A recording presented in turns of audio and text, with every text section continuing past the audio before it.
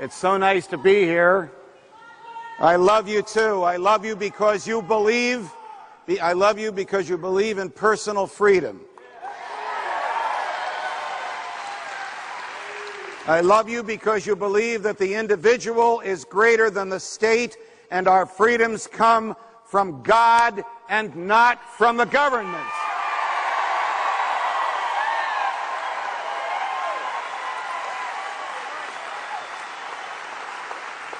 We all know that this country was founded on that simple and basic value. When Jefferson wrote in the Declaration of Independence that all men are created equal and endowed by their Creator with certain inalienable rights, a phrase that everyone in this room has memorized, and if you have grandchildren, your grandchildren will recite it back to you. He was wedding to the United States of America at its birth the concept of natural law, which is that there is an order to the universe created by God which regulates even the government.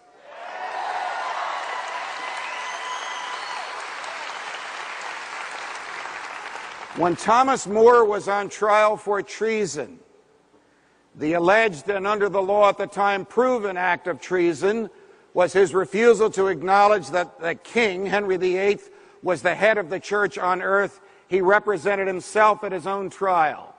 In his closing argument to the jury, he asked the jury this: some men say the earth is round and some men say it is flat. But if it is round, could the king's command flatten it? And if it is flat, could an act of parliament make it round? Now, he was not only appealing to his jurors' common sense. Of course, the king or the parliament couldn't change the shape of the earth. He was appealing to their understanding of the natural law, to their understanding of the truism that the God who created this universe and who created each individual on the universe has created it with an order, with a set of laws and rules that he ordained, a set of rules that operate to restrain even the government. That argument that he made, of course, was not new. It had been articulated by Augustine and Aristotle and Aquinas before him, and it would be picked up by John Locke and Thomas Jefferson after him. You know, when we were colonists and the king and the parliament were looking for unique ways to raise money, they came up with this awful piece of legislation called the Stamp Act.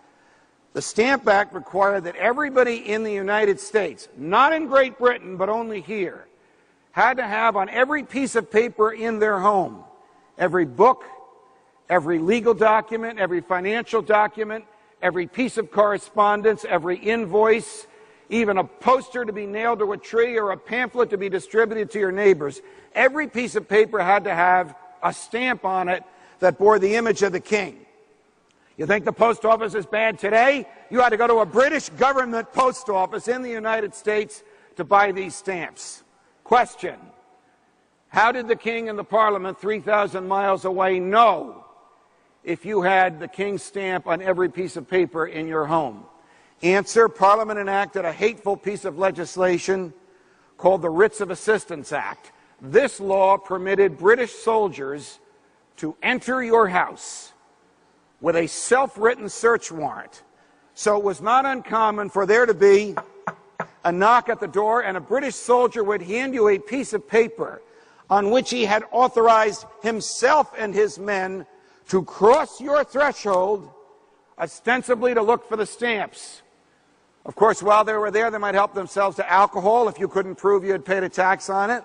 They might help themselves to furniture if you couldn't prove that it was made. Everybody knows the opening line of the Bill of Rights. Congress shall make no law abridging the freedom of speech. Now think about that. It doesn't say Congress shall grant freedom of speech. It says Congress shall make no law abridging the freedom of speech. Why do I emphasize the word the? Because the framers recognized that freedom of speech pre-existed the country, pre-existed them. That the freedom of speech was an aspect of humanity that every person had. And the only time they couldn't exercise the freedom of speech was when a government stopped them from doing so. And so the purpose of creating this new government was to be sure that it would not and could not interfere with the freedom of speech. Of course, along with the freedom of speech, there was articulated in the first 10 amendments other freedoms. Freedom to think, freedom to develop your personality. I've often told O'Reilly he should be grateful for that freedom.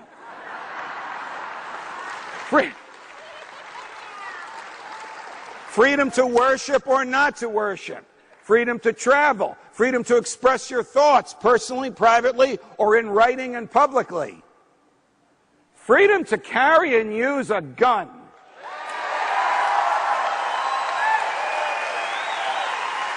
Let me tell you, I just stepped on my own shoelace, so I'm going to pull a Glenn Beck and redress myself out here. The purpose of the Second Amendment is not to guarantee the right to shoot deer. It's to guarantee the right to shoot at the government if it is taken over by tyrants.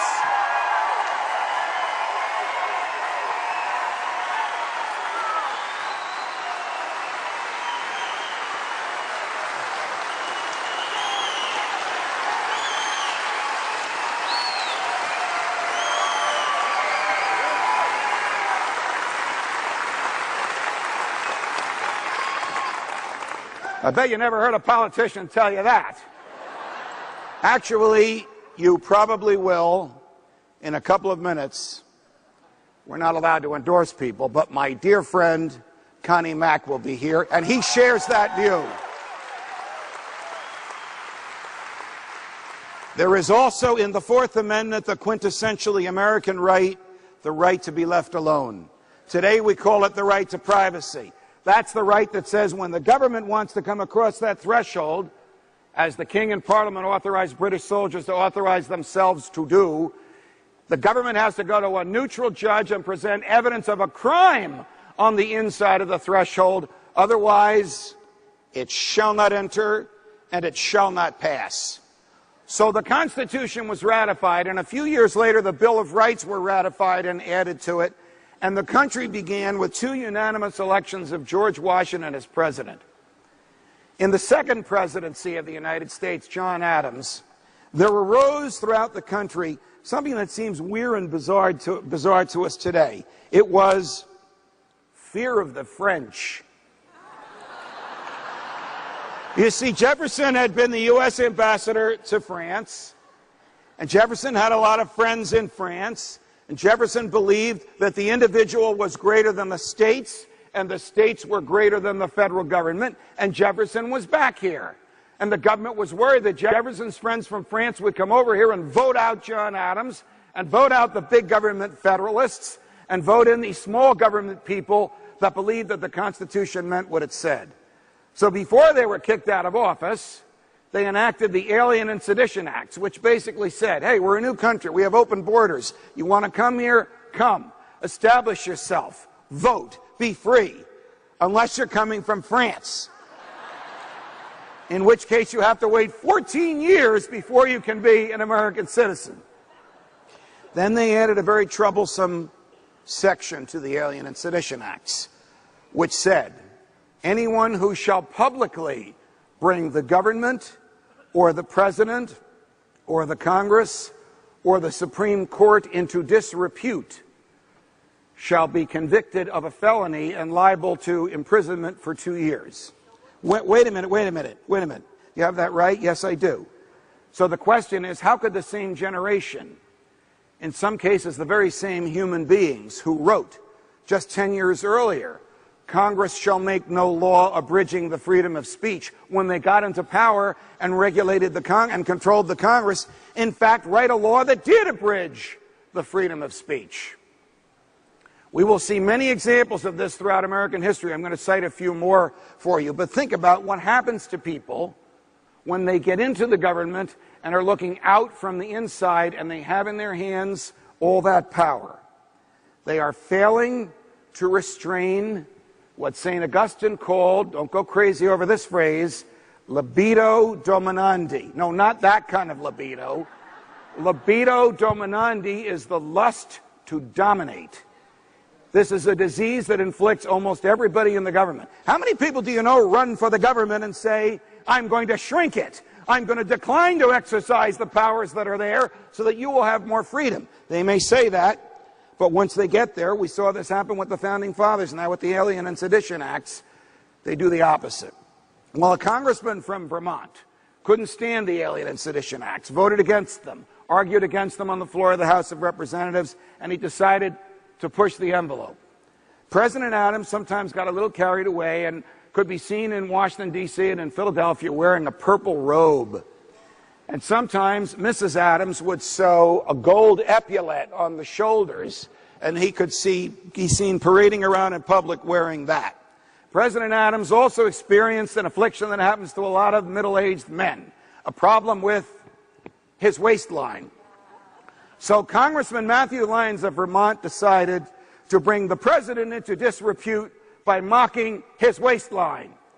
So he publicly referred to the President of the United States of America, John Adams, as his rotundity. And for that, Congressman Lyons was indicted and prosecuted for violating the Alien and Sedition Acts by publicly bringing the president into disrepute. Congressman Lyons was convicted by a jury in Boston, was sentenced to 2 years in a federal prison in western Massachusetts. You can imagine the conditions 200 years ago. And there he rotted. And then something happened, which if you are from Boston or Chicago or New Orleans or Hudson County, New Jersey, will sound familiar to you. Congressman Lyons ran for re-election from his jail cell. And he won. And when he got back to Washington, Adams was gone. He had been defeated by Jefferson, of all people. There are, unfortunately, so many examples of the government not residing within the confines of the Constitution. But fast forward about 10 years, it's the War of 1812. And the American and British Navy get in a dust-up in the Mediterranean, and the dust-up comes here, and it spreads. And there were British troops all over the United States, and they're trying to capture what they still considered the colonies back for the king. They burn the White House. They burn the Capitol. They occupy states between Virginia and New York. They were marching through a place called Upper Marlborough, Maryland in 1812. A platoon of about 50 or 60 British soldiers. And a militia from this town met the soldiers with arms and captured 6 of them. The next day, the soldiers went into the town and kidnapped 6 townsfolk, whether they were members of the militia or not. So now the town had 6 British soldiers, and the British platoon had 6 members of the town. Mayor John Hodges decides to put an end to this standoff. Each side is threatening to hang the people from the other side. So without any weapons and without any security and without any troops, without any militia, he goes right up to the British captain and he makes a deal. We'll return your troops, your soldiers, you return our townspeople. British captain agrees to it. The troops go back. The townspeople come home. 2 months later, the War of 1812 is over. We win it. The British go home. Upper Marlborough, Maryland has a tumultuous parade in honor of their savior, Mayor John Hodges. Everybody's there. Federal officials, state officials, local officials, they all speak at a podium like this. The mayor gives the final speech. The crowds are going wild. When the mayor finishes his speech, he walks down off the podium, and 2 strangers approach him. The first puts a piece of paper in his hand, and the second takes his wrists and puts them in shackles. They were agents of the federal government sent from Washington, D.C. The piece of paper was an indictment for treason, for providing aid and comfort to the enemy in wartime by returning the British soldiers to their platoon. All right. Now they have to decide what to do, so they hold a trial. The judge at the trial spoke at the podium at the end of the parade that celebrated Mayor Hodges, as did the U.S. attorney that was prosecuting him. U.S. attorney stands up and says, Judge, we don't have to present any evidence. Everybody in this courtroom knows what the mayor did. Defense counsel stands up and said, we don't have to present any defense here because everybody knows what the mayor did. By the way, you see this young man here with the camera? Stand up so they can see you. When I had Freedom Watch, this was the right side of my brain, Austin Peterson.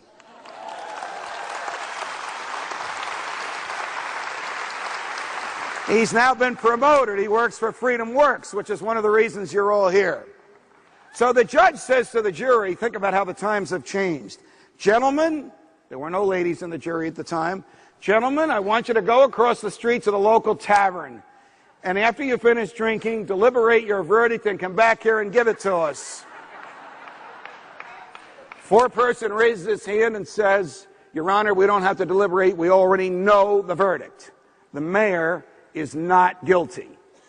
Now, what was this? This was the first example in American history of jury nullification.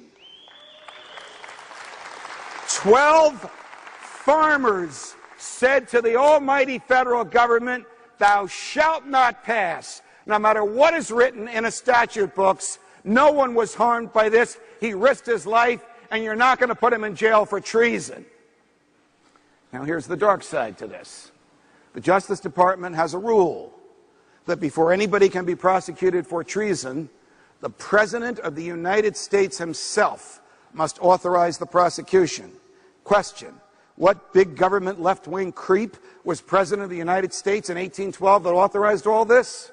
James Madison, the person who wrote the Constitution. All right, fast forward to our own day. You'll remember this. Federal government gets this crazy idea in its head that if we drive a little slower on the highways, we'll save fuel. It doesn't make sense. There's no scientific basis for it. Just like the Stamp Act was really intended just to get the soldiers across the threshold, this was intended to have the feds remind everybody that they're still the boss. But even the liberal Democrats acknowledged that there's nothing in the Constitution that authorizes the federal government to regulate speed. So the Congress decides to appropriate money, which means borrow it from the Chinese, and send it to every state in the union, and basically saying, here's this cash. If you take it, you must use it to repave the federal highways in your state, and you must also agree to lower the speed limits on all highways in your state, whether it's the ones you're repaving or not, down to 55 miles an hour. South Dakota says, forget about it. We haven't driven 55 in this country since the horse and buggy days. We want the money and we don't want the strings. Case went all the way to the Supreme Court, and the Supreme Court upheld the federal government and said effectively the Congress can bribe the states. Could you imagine if you or I showed up in Tallahassee and said, here's $100 million, now change the law? We'd be arrested before the check was handed over. But the Congress writes laws, and then it writes other laws that lets it break its original laws. It does that all the time. So South Dakota lost. They decided to keep the money, and they lowered the speed limit. What left-wing pinko creep in the White House signed this into law? Ronald Reagan. So you see, something does happen to these people when they get into the government. It started in the earliest days, and it continues up to the present time. Of course, in the present time, we have far more serious issues than Congressman Lyons mocking the president's waistline, and far more serious issues, even though the right to travel is important to all of us, than whether you have to go at 55 miles an hour or whether you can go 65 or faster. We have issues that really go to the very heart of human freedom. We have issues of a government that believes it can write any law, regulate any behavior, and tax any event, whether it's authorized by the Constitution or not. Okay, you're at home one night. There's a knock at the door. You go to the door, you open it up, there's a guy with a gun. What the hell's this all about? The guy says, give me your money. I want to give it away in your name. Now you think, I better call the police. And then you find out he is the police. It is the federal tax collector who has come to take your money and give it away in your name. You wouldn't let this crackpot do it. You wouldn't let a bunch of crackpot neighbors of yours do it. Why the hell do you let the government do it?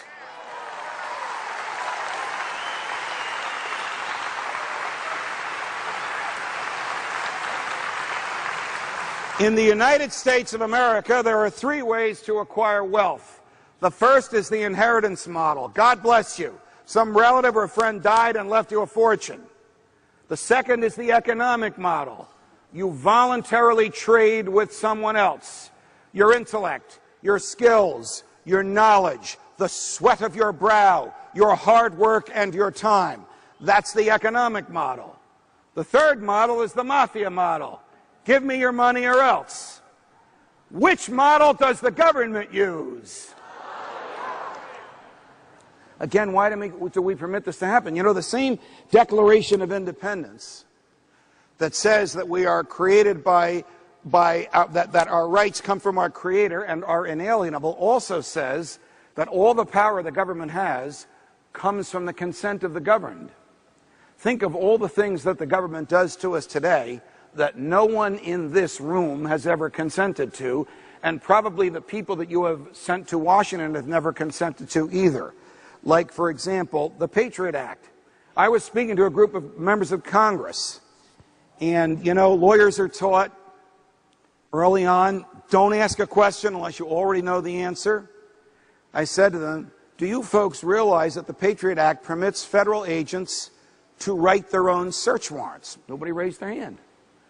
How many of you read the Patriot Act before you voted on it? Nobody raised their hand. The reason I knew they wouldn't know what was in it is because the Patriot Act, which is 315 pages long, was given to members of the House on the internet 15 minutes before they had to vote for it. You are looking at probably one of the few living human beings that managed to get through it who's read the Patriot Act 3 times. It actually amends hundreds of other statutes, so you can't just read the 315 pages one after another. You have to pull out each of the books and the laws that it amends. It takes a long time to read. But it not only permits federal agents to bypass the Fourth Amendment, to cross that threshold of your house on their own, much as the British soldiers did, and for which we fought a revolution, it also makes it a crime for the recipient of this agent-written search warrant to tell anyone that they have received it. So you can't tell your spouse in the bedroom, your lawyer in her or his office, your priest in confessional. You can't even answer truthfully under oath in a public courtroom if you're asked by a judge if you received one of these warrants, because the minute you inform someone you received it, you'll be prosecuted. Don't believe me? 2 FBI agents walk into a library in Bridgeport, Connecticut, and one of them has a self-written search warrant under his arm. I know this sounds like a joke. 2 guys walk into a bar and one of them has a duck under his arm. I won't go there, because there's a lot of families here. The FBI agent hands the search warrant to a volunteer librarian who was 85 years old. She says to him, who the hell are you, sonny? He says, I'm an FBI agent. This is a warrant to allow us to find out who's been reading books in this library. When I think about this, the government owns the building, the government owns the shelves, the government bought the books. How could it possibly be a crime to read a government-owned book from a government-owned library? Nevertheless, the feds were there. She hands this search warrant to her 75-year-old assistant, whereupon the 2 of them are prosecuted for discussing and revealing the existence of the self-written search warrant. 2 years later, the case is ready for trial.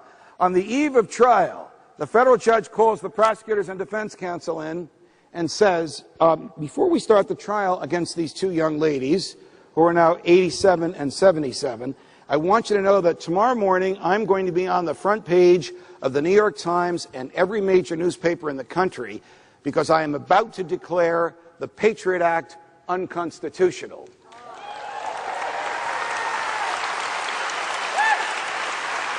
What did the feds do? They dismissed the indictment so that she would not have the case before her, so that she would not have what we call the jurisdiction to declare it unconstitutional. This shows you the extent to which the government will go. How many self-written search warrants do you think the government has issued since 9/11? These are federal agents authorizing themselves, just like the British soldiers, to cross the threshold. Over 250,000. From that, they have prosecuted 26 people, 2 of whom were alleged to have been involved in acts of terror. None of the rest of it had anything to do with that. So how can we elect representatives to Congress who will vote to authorize our public servants, federal agents who work for us, to do to us the very same thing that we fought a revolution against the mightiest king and the mightiest army and the mightiest navy at the time, because they did it to us. Because the government is out of control. Because the government thinks it can regulate everything. Because everything the government has doesn't work. Social Security is broke. Medicare broke. Medicaid broke. The post office is broke. Amtrak is broke. Why, when the government took over the Mustang Ranch, because the guys who ran it weren't paying their taxes, they ran that into the ground. So the same government that can't supply hookers and booze to truckers in the desert wants to manage health care.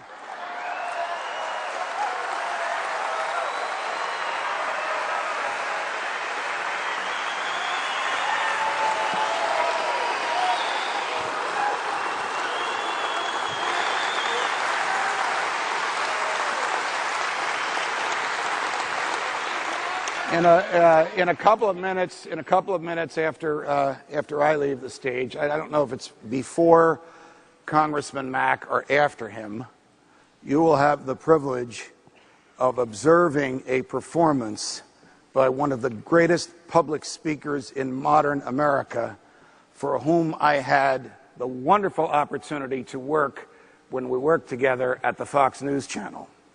He not only understands human nature, he not only understands human freedom, he not only understands the Constitution, he has what people in the government don't have. He is fearless. He's not afraid to say what needs to be said about it.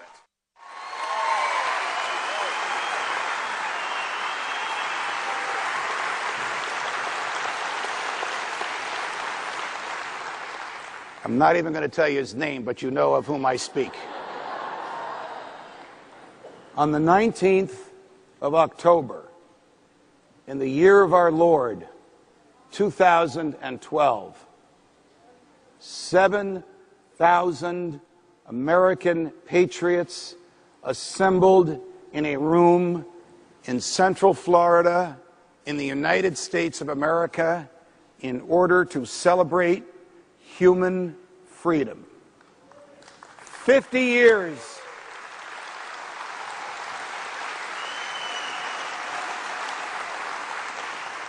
50 years from now, 10 years from now, 4 years from now, will there be anything left to celebrate?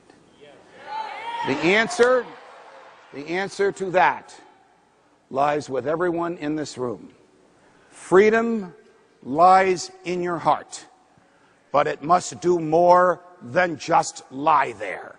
It must be exercised in the face of the government that would try to take it away. In the long history of the world, only a few generations have been granted the role of defending freedom in its maximum hour of danger. You are that generation. The hour is now. Don't shrink from that responsibility. Welcome it. God bless you.